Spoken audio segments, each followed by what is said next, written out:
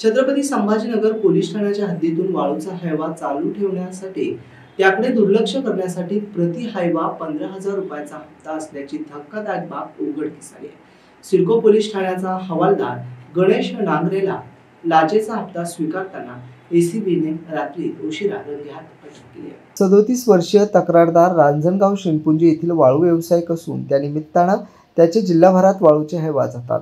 गेल्या काही दिवसांपासून त्याला सिडको पोलीस ठाण्याच्या हद्दीतून हायवा नेण्यासाठी प्रति महिना 15,000 रुपयाची मागणी केली जात होती। हायवा नेऊन वाळू वाहतुकीचा कुठलाही गुन्हा दाखल न करण्यासाठी त्याला पैशाची मागणी सुरू होती।